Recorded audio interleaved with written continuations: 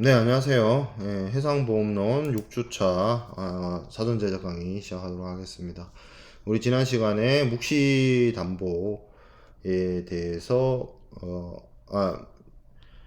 묵시담보를 할 차례죠.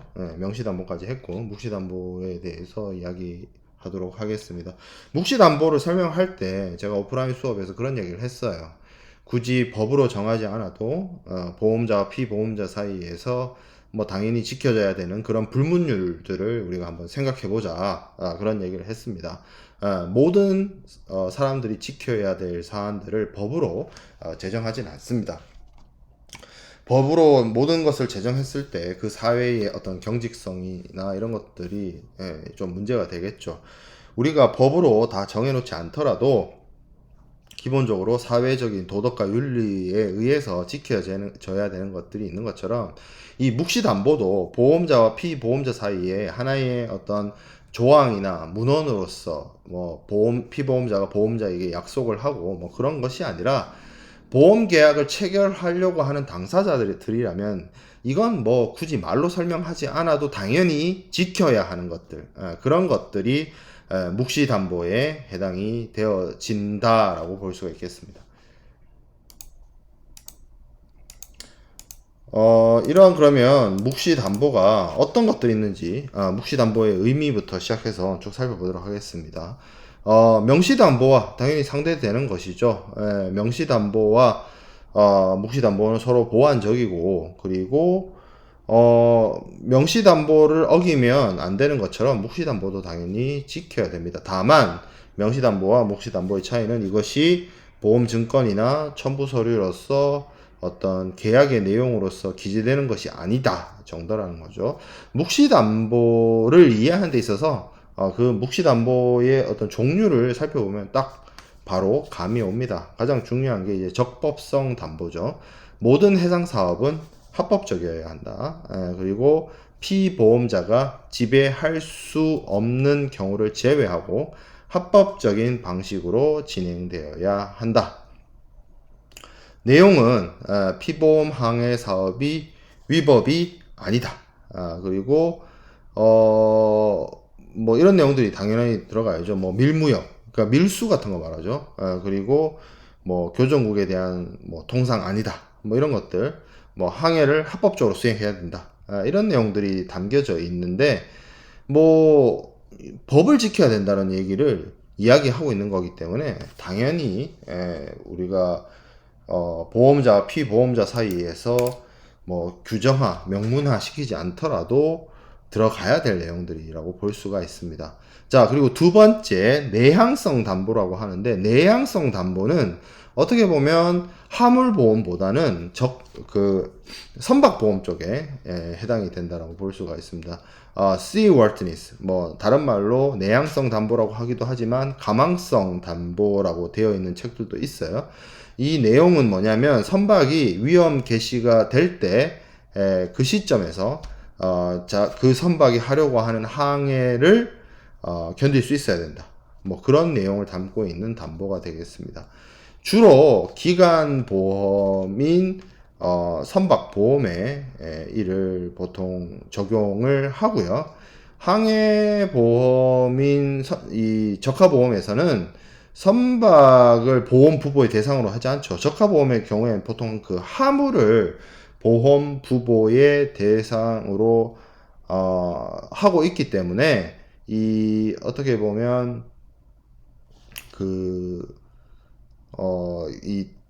적하보험에 있어서는 이 대상이 되지 않는다라고 볼 수 있습니다.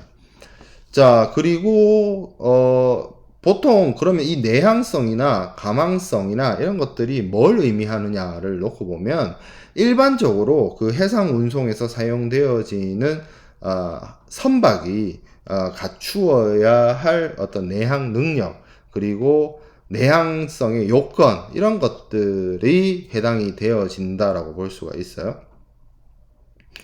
뭐 그런 것들을 구체적으로 얘기를 하면 선박의 구조가 뭐 이렇게 돼야 된다. 아니면 선박의 부속품이 뭐 어느 정도 갖추어지고 있어야 된다. 화물을 가적하지 않아야 된다. 이게 참 그 중요한 이슈죠. 이게 뭐 있었던 오랜 과거의 그 해난 사고들 중에 보면 뭐 세월호 사건을 포함을 해서 사람과 화물을 규정된 것보다 더 많이 적재를 해서 안타까운 일들이 벌어진 그런 케이스들이 굉장히 많았거든요. 그런 게 뭐 오늘날에는 그동안 한국 사회가 겪었던 여러 사건들의 교훈으로 인해서 뭐 그런 일들을 벌이지 않지만 개발도상국이나 이런 곳에서는 선박의 그 운송 카파시티를 넘어서는 어떤 가적 이런 것들이 발생할 수도 있어요. 발생하기도 하고요. 예, 그래서 그런 것들은 하면 안 된다.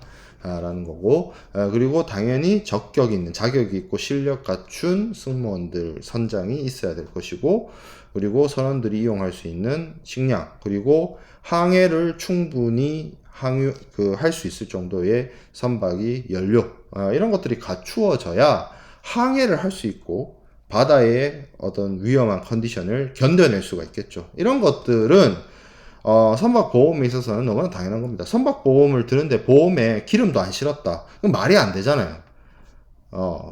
부산항에서 출발해가지고 LA를 가는데, 뭐 한 2주 정도 되는 그 기간을 항해할 수 있는 어떤, 기름을 실지도 않고 출발했다. 이게 말이 안 돼. 상식 밖의 행동이잖아요. 요즘에는 뭐 상식 밖의 행동들을 하는 사람들이 너무 많아서 그게 사회적으로 문제가 되기도 하지만 뭐 칼부림을 한다든지 뭐 이런 것들 말이죠. 그런데 그런 거는 이런 것들은 굳이 보험자와 피보험자 사이에 뭐 이거를 굳이 보험증권에다가 규제까지 해서 규정까지 해야 될 필요가 있느냐라는 차원에서 이 내향성 담보, 가망성 담보는 일종의 묵시담보 역할을 한다라고 볼 수가 있습니다. 자, 이게 명시담보든 묵시담보든 담보는 지켜야 할 약속이에요. 보험자에게 피보험자가 지켜야 할 약속입니다. 그래서 그 약속을 지키지 않으면 일종의 계약 위반이 됩니다. 그래서 그 약속이 중요하든 중요하지 않든 엄격하게 준수되어야 됩니다. 그리고 그것을 준수하지 않았을 때 말 그대로 담보 위반, breach of warranty가 됩니다. 워런티를 위반하는 것이 돼요. 자, 그리고 그 위반에 대한 입증 책임은 제가 고지 의무 위반에 있어서도 한번 이야기를 했었는데, 자, 잘못한 사람이 있어요. 한쪽이 약속을 안 지켰어요. 그러면 이 약속 안 지킨 사람한테 너 약속 안 지켰어를 얘기해야 되는 사람은 약속 안 지킴을 당한 쪽이겠죠. 상식적으로 생각해 보면. 그러면 이 워런티를 지키지 않았다. 라는 거는 누가 안 지켰다? 피보험자가 안 지켰다. 그러면 거기에 대한 입증 책임은 보험자가 있다. 보험자가 피보험자의 담보 위반 사실을 입증해야 보험자 면책을 주장을 할 수가 있습니다. 자, 그러면 담보 위반이 발생을 했어요. 그러면 어떤 일이 벌어지느냐? 보험자의 위험 부담의 책임이 면책됩니다. 면책돼요. 위험 부담의 책임이 면제된다. 자, 위험 부담에 대한 책임이 면제된다. 이게 무슨 말일까? 우리가 보험이라고 하는 거는 보험자가 피보험자의 리스크, 미래의 불확실성을 떠안는 거였죠. 그래서 혹여라도 미래에 어떠한 사고가 발생했을 때 그로 인해서 피보험자가 입게 될 경제적 손실에 대해서 보험자가 회복을 약속한다. 그게 보험이다. 라고 했는데 그 리스크를 부담하는 거에 대한 책임, 그게 보험 계약을 통해서 보험자가 가지게 되는 가장 중요한 오블리게이션이자 듀티였죠. 그건데 그게 면제된다. 쉽게 말하면 보험자가 보험금을 지급하지 않아도 된다 라는 뜻입니다. 언제부터? 피보험자의 워런티 위반이 있는 그 시점부터 보험자는 위험 부담의 책임이 면제된다, 없어진다. 그것을 의미한다는 거죠. 자, 그래서 이 담보 위반이 발생하게 되면 보험자에게 일종의 보험계약의 해지권이 인정이 됩니다. 그리고 물론 이것이 선택이 있어요. 옵션이 있습니다. 보험자는 이 담보 위반에 대해서 자신이 면책과 관련된 권리를 가지는데 그 권리를 포기할 수도 있습니다. 그 권리를 포기할 수 있다는 말이 권리 행사를 하지 않을 수도 있다. 그러니까 보험자가 상대방의 담보 위반에 대해서 보험 계약을 해지할 수 있는데 이 권리를 포기할 수도 있다. 이 권리를 포기한다는 말이에요. 무슨 뜻이냐? 보상해준다. 보상해줄 수도 있다는 거죠. 해줄 수도 있다는 거죠. 선택권이 보험자에게 있습니다. 이것 또한 어떻게 보면 우리가 공정 제공 의무를 설명하기 전에 고지 의무에 대해서 보험자가 일종의 선택권을 갖고 있다라는 걸 설명을 드렸습니다. MIA 제33조에 의하면 담보는 그것이 이 MIA의 이제 이 담보에 대한 규정들이 33조에 있는데 담보는 그것이 위험에 대해서 중요한 것이든 중요 여부 불문한다 그랬죠? 아니든 반드시 정확하게 충족되어야 된다. 만약 그것이 충족되지 않으면 보험증권의 명시된 규정을 빼고 보험자는 담보 위반 일로부터 보상 책임을 면한다. The date of the breach of warranty. 담보 위반이 있은 날로부터 어떻게 된다? liability에 대해서 discharge다. 이런 규정을 가지고 있다. MIA에서는. 자, 근데 담보 위반이 허용되어질 수도 있어요.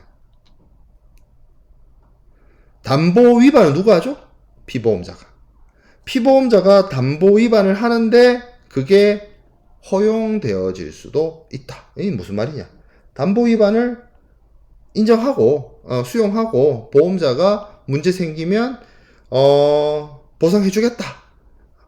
담보를 위반했어도 보험자가 위험을 부담해주겠다. 그 뜻이거든요. 근데 그거를 공짜로 해주겠냐? 아니죠. 공짜로 안 해줍니다. 보험회사가 자원봉사자는 아니다. 그럼 뭘 요구할 것이냐? 돈 더 내라.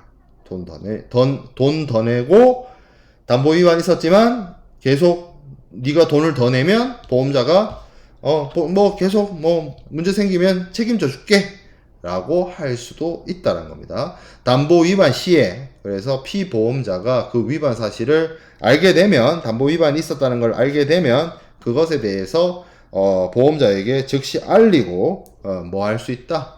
추가 보험료에 대한 합의, 돈 더 내, 추가 보험료란 말이 그거죠. 추가 요금 내는 거죠.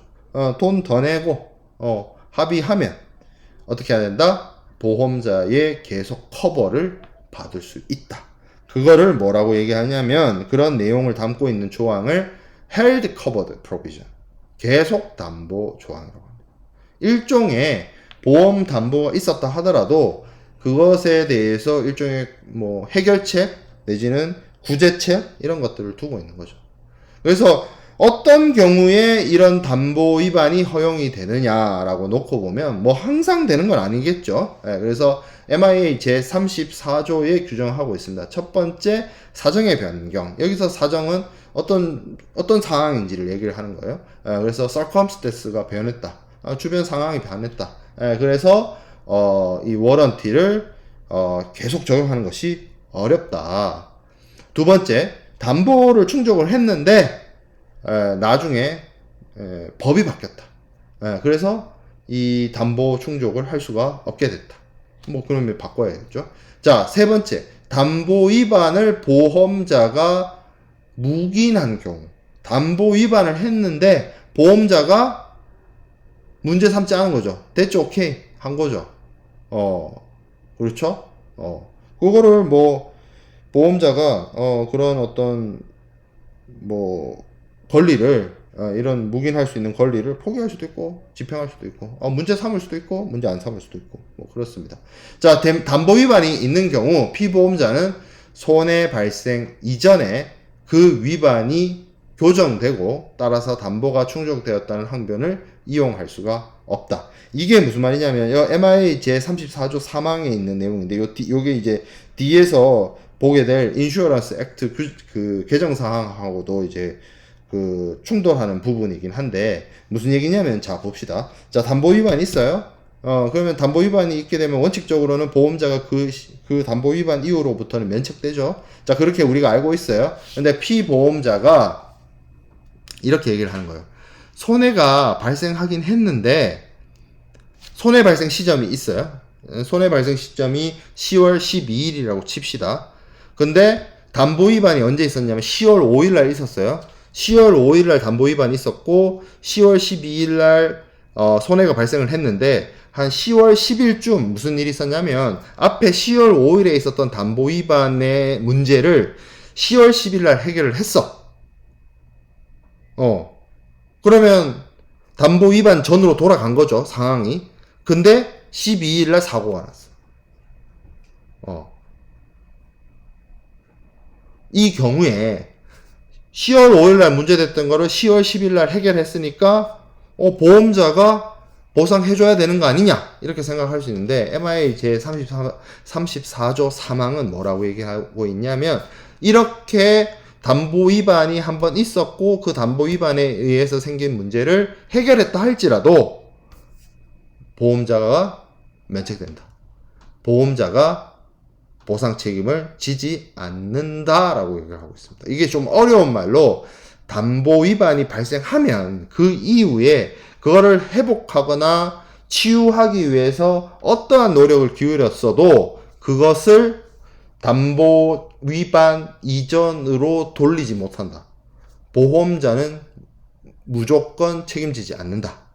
물론 보험자 자기가 선택해서 담보 위반을 허용하면 어쩔 수 없지만 담보 위반을 허용하지 않는다라고 하면 아무리 그 담보 위반의 상태가 회복이 되었다 하더라도 구제받을 수 없다라는 게 MIA 제34조 3항의 내용이었어요. MIA 내용이 이랬습니다. 근데 뭐 뒤에서 보게 될 인슈런스 액트에서 어떻게 접근을 하고 있는지를 살펴보겠습니다.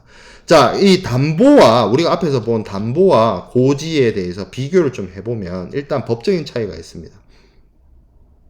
담보는 위험 측정이나 위험을 어떤 관리하는 측면에서 이 일종의 그 보험자가 바라봤을 때 피보험자를 규율을 해서 어떤 안전장치로서 역할을 수행을 하는 것이고 보통 그래서 보면 이러한 안전장치이기 때문에 보험자가 피보험자한테 어떤 사실이 있어야 된다든지 아니면 어떠한 행위를 하지 말라라고 하는 것들 그런 것들로서 명시를 합니다. 물론 묵시담보도 있지만 자 그리고 고지는 반대로 보험 계약 체결 전에 이 어떤 보험 목적물에 어떠한 위험이 있는지를 측정을 하기 위해서 그 보험 목적물이나 어떤 사업의 그 해상 사업의 전반적인 어떤 내용들 이런 것들에 대해서 보험 계약 체결 전에 보험자에게 구두나 서면이나 기타 방법으로 이야기하는 것이 고지죠.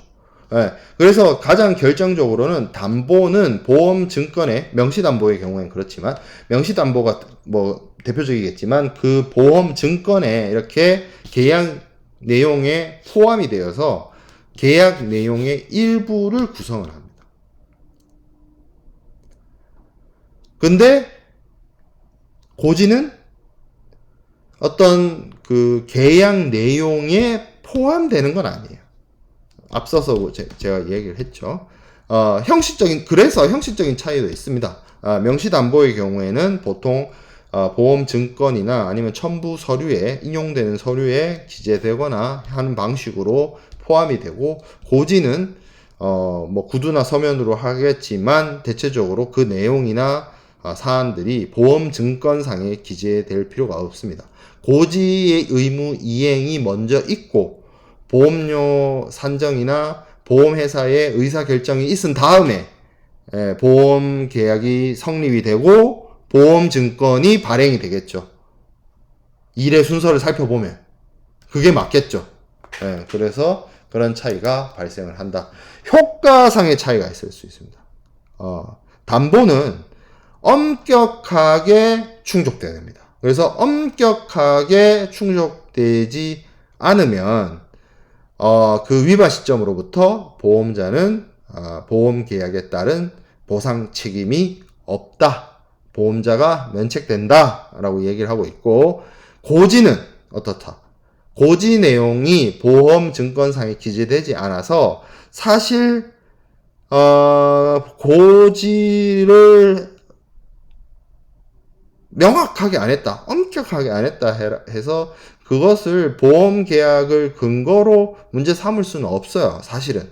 그런데 우리가 약간 돌아오는 느낌인데, 무슨 느낌이냐면, 보험 계약의 체결 당사자들은 이 사인과 사인 간에 이루어지는 계약으로서 뭐를 해야 된다? 신의 성실을 쫓아야 된다. 최대 선의 의무라는 게 있어요. 그 최대 선의 의무의 관점에서 봤을 때 보험자에게 피보험자가 자신이 알고 있는 모든 중요한 보험 목적물과 관련된 사안들을 알려야 하는 것은 당연히 보면 서로와 서로 간의 신뢰를 위한 측면에서 분명히 필요한 행위거든요. 그렇기 때문에 이런 어떤 효과상의 차이는 있다.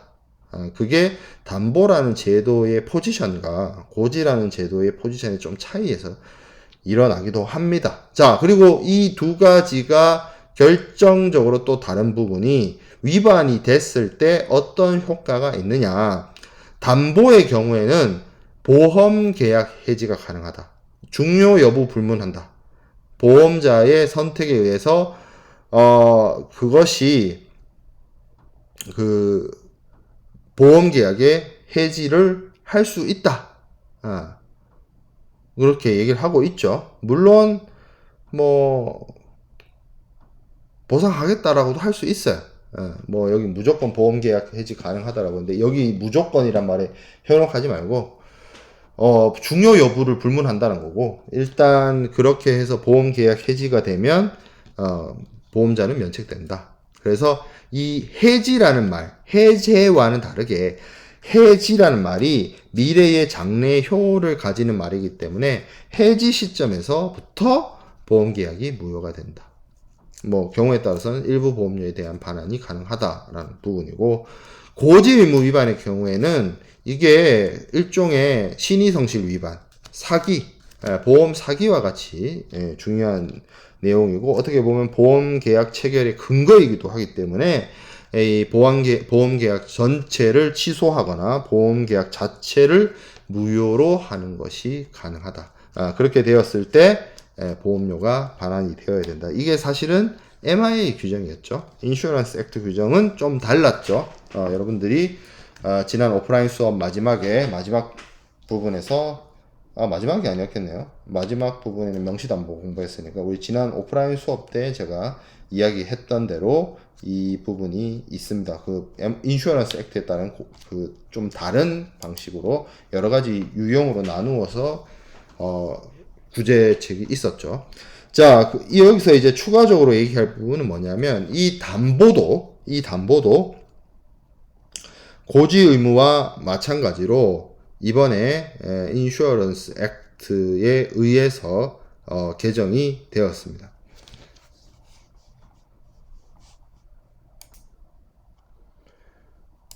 기존에 우리가 앞서 배웠던 MIA 내용에서는 뭐 담보가 이제 중요하고, 담보가 어떤 지켜져야 된다. 피보험자가 보험자에 대한 약속이고, 그것이 위반이 일어났을 때 그 위반에 대해서 무조건 그게 뭐 중요하든 안 중요하든 뭐 인가 여부를 불문하고, 일단 그 위반한 사고에 대해서는 보험자가 면책이 된다. 요게 원칙이었어요, MIA에서.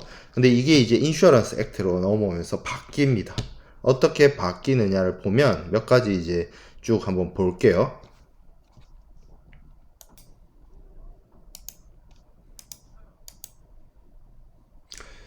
자, 그러면 인슈런스 액트에 있는 워런티에 대한 규정을 한번 살펴봅시다. 담보 위반이 치유되기 전에 발생한 보험 사고에 대해서는 보험자가 면책된다. 보험자가 책임지지 않는다. 이거죠.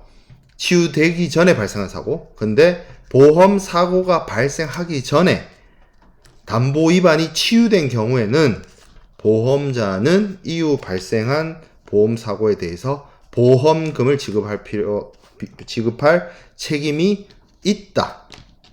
자, 정리해보면 이거죠. 아까 제가 사례로 들었던 걸 한번 다시 생각해 봅시다. 자, 5월 5일 날 담보 위반이 있었어요. 5월 12일 날 사고가 발생했습니다. 5월 10일 날 이 담보 위반을 회복이 됐어요. 그러면 보험자는 인슈런스 액트 규정으로 보면 보상해야 돼요. 근데 5월 5일 날 담보 위반이 있었어요. 5월 10일 날 사고가 났어요. 근데 그 중간에 담보 위반의 회복이 5월 10일 날 만약에 없었다. 그러니까 그 담보 위반의 상태가 정상으로 돌아가는 그런 회복이 없었다면 보험자는 면책됩니다. 보상해주지 않아도 된다는 얘기죠. 그래서 담보 또는 기타 보험 계약 조항이 위반된 상태에서 발생한 보험 사고에 대해서 그러한 위반이 실제로 발생한 보험 사고와 동일한 유형의 사고의 위험을 증가시키지 않았다는 점을 피보험자가 입증 책임 피보험자 여기서 인슈런스 액트 신규 조항의 제11조 2항 이 말이 있어요. 피보험자가 입증을 하면 보험자가 담보 위반을 이유로 면책을 주장할 수가 없다.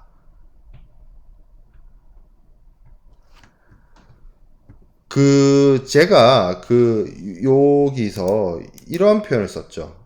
무조건 보험 계약 해지가 가능하다. 그리고 MI 규정에서는 그게 보험 사고와 실제 어떤 손해 사이의 인과관계가 불문이다. 이런 표현을 썼는데, 이 조항은 뭘 뜻하는 거예요? 워런티 위반과 보험 사고 사이에서 뭔가 동일 유형 사고의 발생 가능성을 증가시키는 관계가 있어야 된다는 거죠.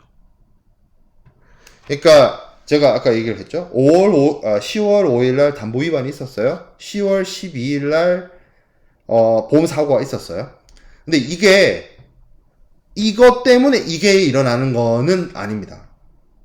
이거 뭐 그런 것까지 요구하는 건 아니에요. 뭐 그렇게 되면 이게 좀 복잡해지는데 뭐 그렇게까지 얘기하지는 않지만 적어도 요거하고 요 담보 위반하고 실제 손해 사이에 뭔가 타입 오브 로스의 어떤 가능성, 그러니까 요게 이거하고 전혀 관계가 없다. 이거는 안 돼요. 뭔가 그게 있어야만 보험자가, 만약에 이게 쉽게 말하면 이런 거죠. 요 5월 5일 날 담보 위반과 5월 12일 날 그 사고 발생이 같은 카테고리로 묶여서 같은 어떤 완벽한 인간은 아니더라도 뭔가 조금이라도 영향을 미칠 만한 사안이어야 보험자가 면책을 주장할 수 있다. 이거예요. 그리고 만약에 이게 이 5월, 자꾸 5월이래. 10월 5일하고 10월 12일 날 이 담보 위반과 사고 사이에 완전 별개다. 이거는 전혀 서로 다른 사건이고 아무런 연관이 없다라는 사실을 피보험자가 입증을 하면 보험자가 담보 위반을 이유로 면책을 주장할 수가 없습니다.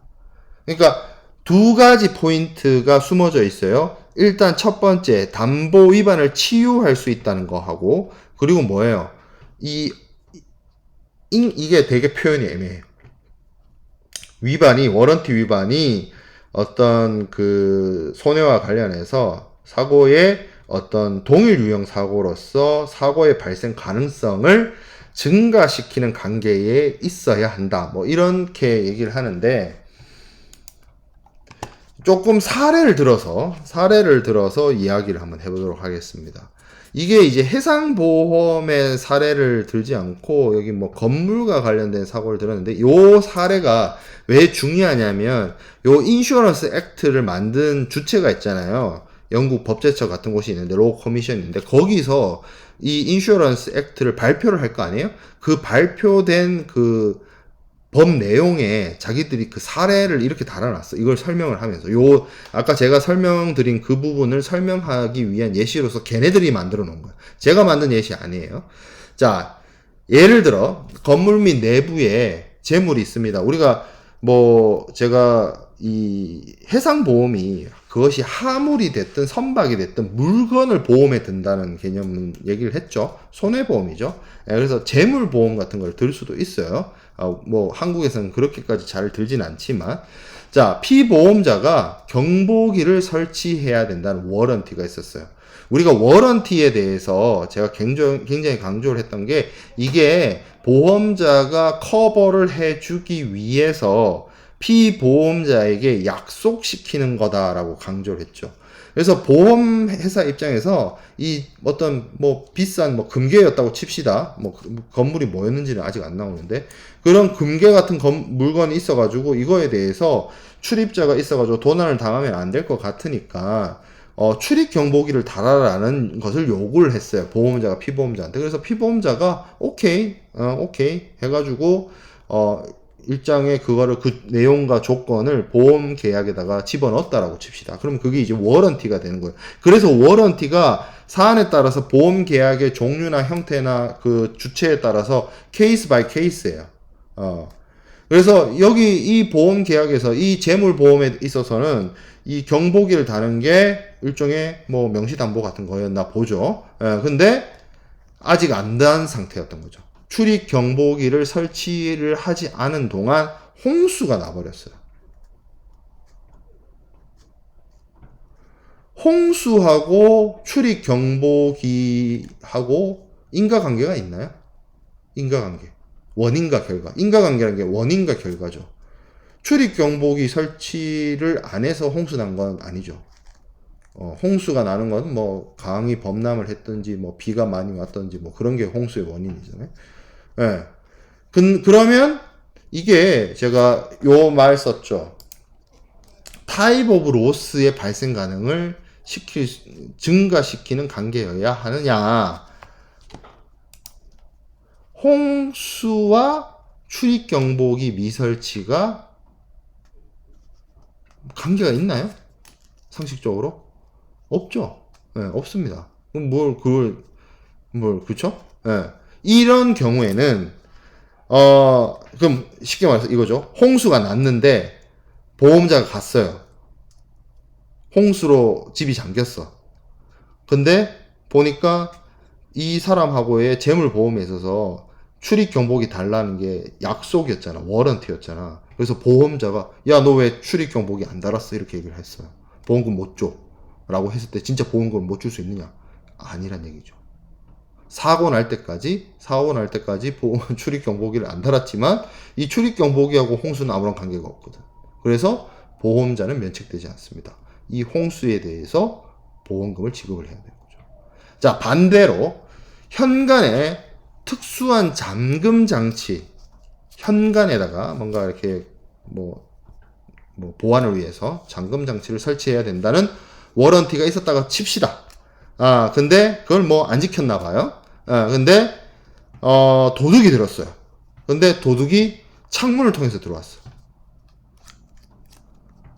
그래서 훔쳐갔어요. 그래서 보험사를 불렀어요. 도둑 맞았다. 그러면 이제 보험사가 바라보겠죠. 왜 현관에 특수한 잠금 장치를 안 했냐? 사실 도둑이 현관으로 들어온 건 아니기 때문에 현관에 특수 잠금 장치를 안 한 것과 도둑 맞은 것 사이에 직접적인 인과관계는 없어요. 근데 이게 이제 외부에서 들어오는 어떤 침입자를 막으려는 조치라는 점에서 이 특수한 잠금 장치를 안 한 것이 하나의 동일 유형 사고를 증가시킬 수 있는 가능성이 있죠. 홍수하고는 좀 다르잖아. 그러면 이거는 워런티 무리행, 그러니까 잠금 장치를 안 설치한 거에 대해서 보험자가 면책을 주장할 수 있고 실제로 보험금을 지급하지 않아도 된다라는 게 사례입니다. 그러니까 요 부분에 대해서 여러분들이 이해를 하는 데 있어서 14번 슬라이드에 있는 내용을 사례로서 한번 살펴보면 되겠습니다. 자, 그러면 담보가 개정된 포인트는 두 가지예요. 우리가 공정제공 의무를 설명할 때 개정의 포인트는 추가 질의와 뭐가 있었죠? 그 위반이 일어났을 때 구제 방법에 있어서 크게 변화가 있었는데, 인슈어런스 액트에서의 담보의 포인트는 보험자가 이 위반, 치유되는 것에 대해서 이걸 회복이 실제 이루어졌다 하더라도 책임을 지지 않는 그런 엄격성이 있었다는 거죠. 너무 엄격하다는 거죠. 예, 그리고 이것이 좀 문제가 된다. 실제로 그런 것들이 있었고, 예, 그리고 담보 위반하고, 예, 그리고 우리가 담보의 개정에 있어서 두 번째 포인트라고 볼 수 있는 담보 위반과 실제 손해 발생 사이에 아무런 인과관계가 없는데 담보를 위반했다라는 조그마한 사실만 있으면 바로 보험자가 그 즉시 바로 면책이 되고 영구적으로 보상 책임에서 벗어나기 때문에 이거는 조금 너무 피보험자한테 너무 가혹하고 너무 보험자에 유리한 것이 아니냐라는 측면에서 비판이 있었고, 이러한 내용을 수용을 해서 인슈어런스 액트에서는 우리가 아까 제가 말씀드렸던 두 가지 포인트, 이 부분을 개정을 했다라는 거죠. 그래서 우리가 피보험자 의무를 보고 있습니다. 지금 우리가 공부하고 있는 부분의 챕터가 피보험자의 의무예요. 피보험자의 의무에 있어서 어떤 부분, 고지 의무와 워런티라는 부분에 있어서 보험자와 피보험자 사이에서 어떤 의무의 균형을 맞추기 위해서 이러한 제도들이 개정되었다라는 거죠. 그래서 인슈어런스 액트와 관련돼서 내용들을 좀 살펴봤습니다. 나머지 인슈어런스 액트의 개정 사항들은 사실 뭐 정말 크리티컬한 건 없어요. 그래서 그거는 조금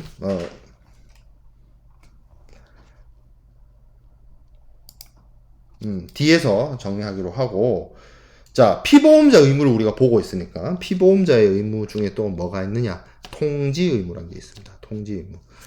이 통지 의무라고 하는 것은 보험이 체결된 이후에 위험이 현저하게 변경 증가되거나, 한 케이스가 있어요. 변경 증가되거나 위험이 늘거나 줄거나, 주는 건 크게 상관없어. 위험의 어떤 발생 가능성이. 근데 위험의 발생 가능성이 증가되거나 보험 사고가 발생하거나, 보험 사고가 이 보험 사고 발생했을 때가 제일 크리티컬해요.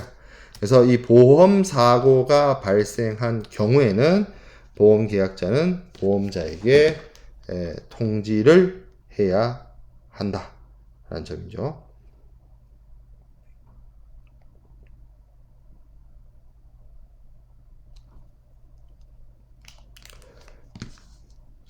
자, 그러면 위험의 현저한 변경 및 증가는 어떤 거냐? 보험 기간 중에 보험 계약자나 피보험자가 사고 발생의 위험이 현저하게 변경되거나 증가된 사실을 알았다라고 하면 그것을 안 때에 지체 없이 보험자에게 이야기해야 되는 것이고,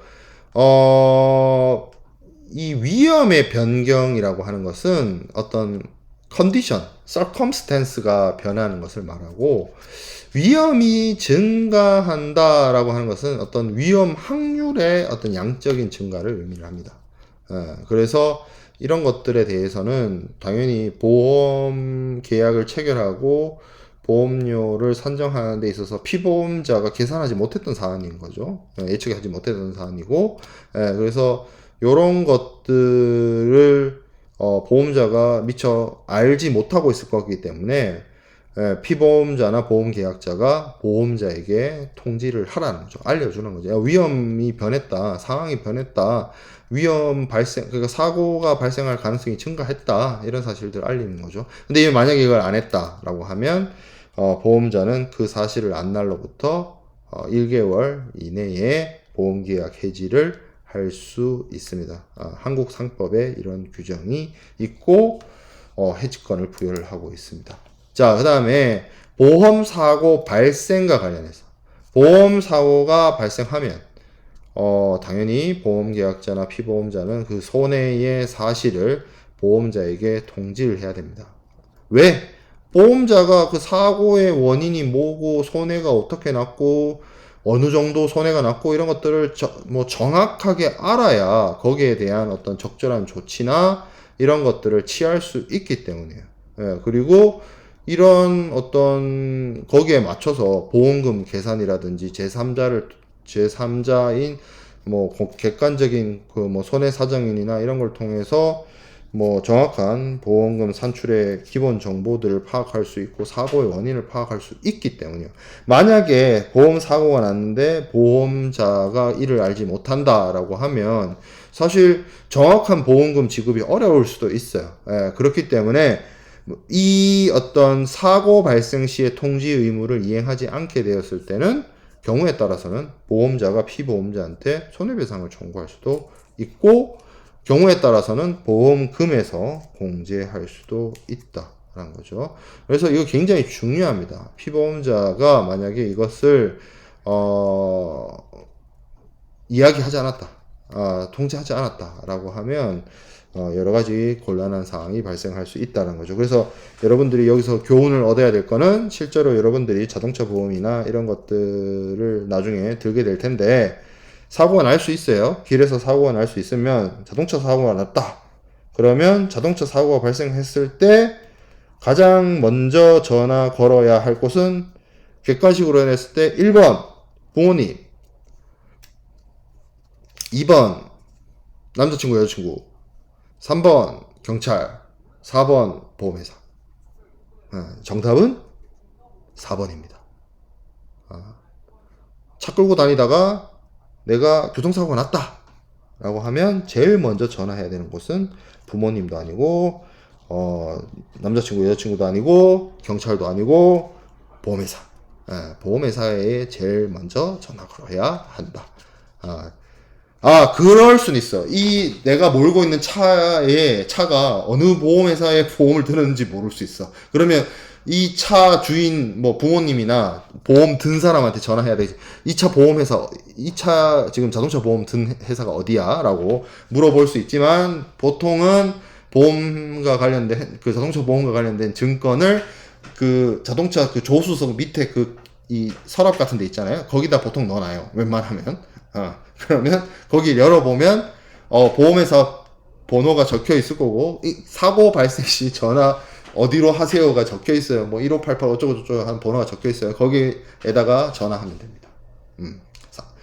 어딘데 정확한 로케이션을 찍어줘야 되죠. 어디서 가다가 뭐랑 부딪혀가지고 사고가 났습니다. 이런 걸 알리고 그 다음에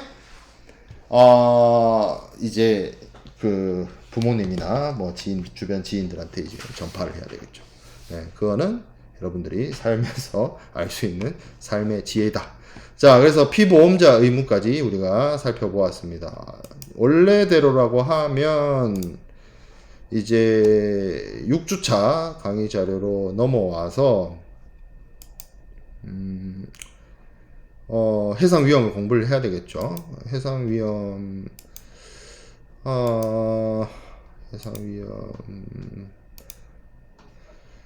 좀 앞부분만 미리 조금 이야기를 해 둘까요? 우리가 시간을 좀 세이브를 해야 될 필요도 있어서.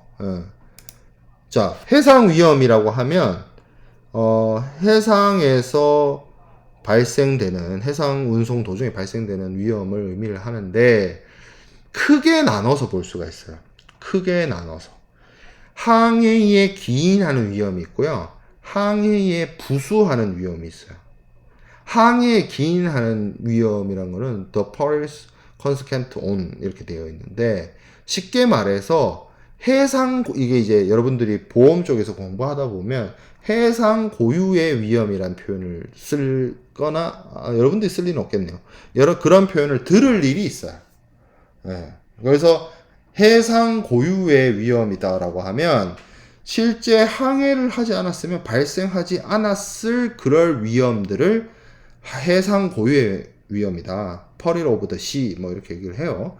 그래서 이거를 이제 항해에 기인한 위험이다 이런 표현을 쓰는데 쉽게 말해서 그럼 어떤 것들이 있느냐? 선박의 자초, 선박의 침몰, 선박의 전복, 먹는 전복 말고 전복 뒤집히는 거, 교사, 자초하고 교사가 다른 의미입니다. 자초는 stranding이라고 해가지고 배가 딱딱한 어떤 암초나 암석이나 해적 그 구조물에 부딪혀서 걸리는 거를 자초라고 하고요. stranding이라고.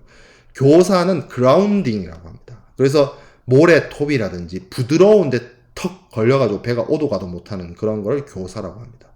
그리고 충돌, 그 다음에 헤비웨러, 폭풍우, 태풍, 뭐 이런 것들이 이제 여기에 해당이 되는 것이고, 항해에 부수하는 위험이라고 할 수 있는 거는 항해를 하지 않았더라도 발생할 수 있는 위험입니다. 보통은 사람하고 조금 관련되어 있는 것들이 많아요.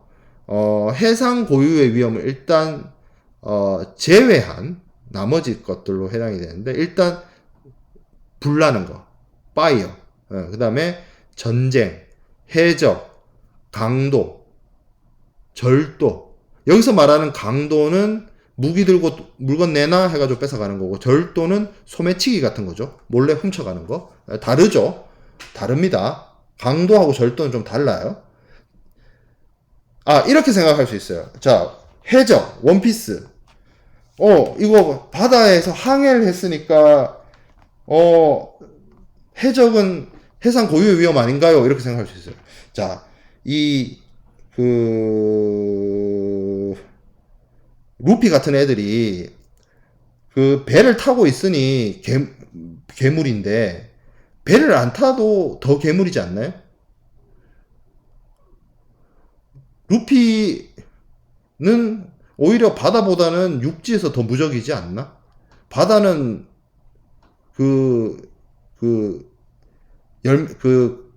고무고무 열매 고무고무 열매처럼 그 악마 열매 먹은 사람들이 가지고 있는 공통된 취약점이 하나 있잖아요. 수영을 못한다는. 그 수영을 못한다는 굉장히 아주 크리티컬한 디메리트를 갖고 있으면서도 배 타고 해적질을 하고 있죠. 근데 걔들이 육상에서 싸우면 바다에 수영할 일도 없고 바다에 빠질 일도 없잖아. 사실은 밀짚모자 해적단은 어떻게 보면 배를 타고 있을 때보다 육지 있을 때가 더 무서운 거야. 그렇지 않아요? 제가 이 얘기를 왜 하냐면, 자, 해적이 배 타고 바다에 있으면 해적인데 배 안 타고 육지에 있으면 뭐예요? 도적이지 뭐. 산에 있으면 산적이고. 그렇지 않아요?